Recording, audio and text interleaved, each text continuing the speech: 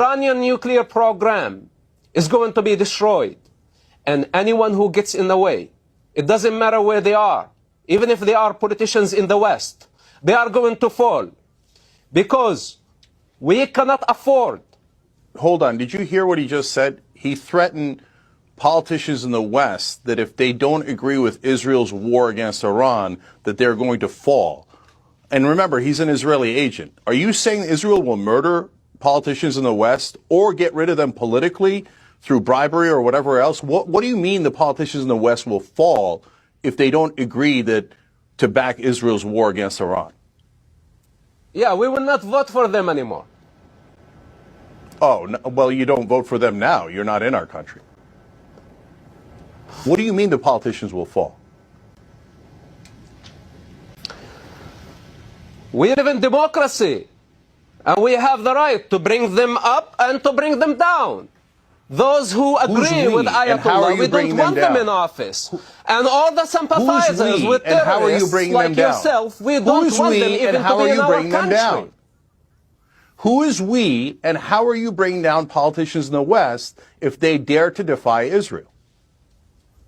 Tell me how you're bringing them down. I already answered you that. Are you going to murder them, or are you going to bribe them? Or are you going to bribe someone else? Who are you going to do? How did these guys not know this was taking place? So I've been to Israel many times. The whole country's a fortress. When I first heard this story, I still had the same gut instinct that I did initially. I find this very hard to believe. I've been to that Gaza border. You cannot go 10 feet without running into a 19-year-old with an AR-15 or an automatic machine gun that is an IDF soldier.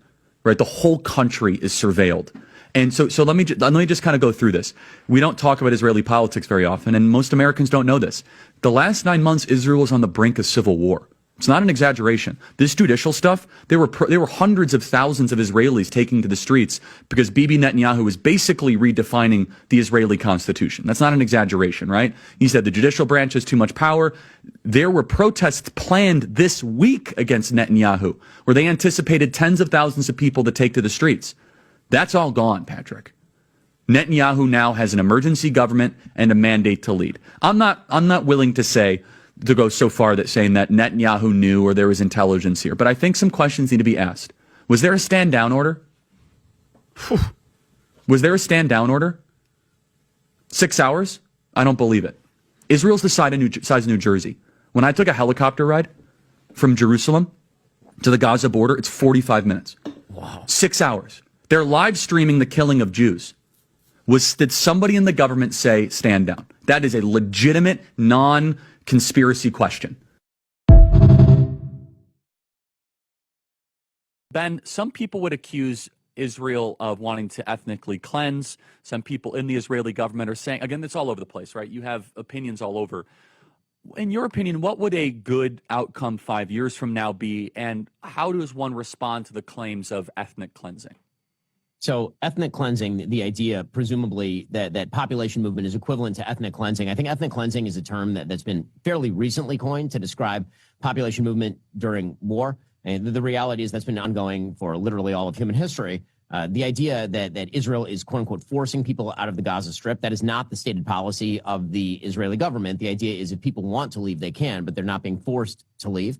Again, moving people out of heavily urbanized areas that are honeycombed with terrorist booby traps pretty much everywhere is not the same thing as, quote unquote, ethnic cleansing. And I think that ethnic cleansing is very often used as sort of a softer form of the genocide attack, the idea being that Israel is trying to kill everyone, which, of course, is not true. As far as your earlier question about what we believe from the media, one of the things that I find kind of astonishing in some of the folks on the right who are highly critical of Israel is actually the lack of the lack of skepticism when it comes to legacy media. Legacy media are radically anti-Israel overall. The New York Times can certainly not be accused of being a pro-Israel outlet. It'd be very difficult to make the accusation that the Associated Press, which has worked hand in glove with Hamas for years, or Reuters, that these are wildly pro-Israel outlets. And yet, when it comes to the reporting, it seems to be sort of the opposite. Ben, so the perception the legacy media is like owned by the Jews. And I was going to say, Ben, come on. Israel. You Jews own the media, Ben. So, I mean, come on. As you could tell by all the wonderful headlines you guys get.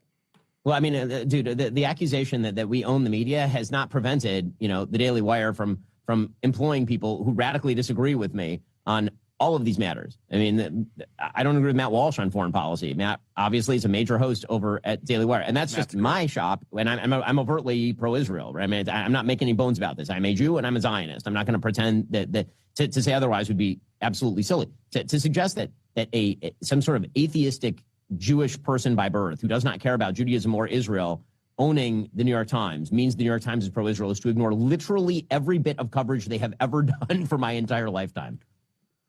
We're running out of time here, but just last question on this, Ben. I know this might be a tougher question, but Bibi said, quote, I didn't like he said this, I'll be honest. You can't be MAGA if you're anti-Israel. I don't like it for a couple reasons. How did you analyze that statement from Bibi? I mean, and I think that there is the ungenerous way of interpreting that and then the generous way of interpreting that. So the ungenerous way is to suggest that you have to hold a particular position on every Israeli governmental activity in order to be MAGA, which, of course, is not true. I mean, you can disagree from the right or from the left with Bibi's policies, and you can still be plenty MAGA. I think the idea that Bibi is putting out there is that if you are taking Hamas's side against Israel in a conflict, it is very difficult to align that with the stated positions of the Trump administration or what President Trump himself is doing right now. I certainly is true. You cannot look. I think you can have disagreements on Israel and still be MAGA. Obviously, you should be America first. But if you're pro Hamas, you're something darker. Counting or not counting gang violence? Great. Oh my God! Go run!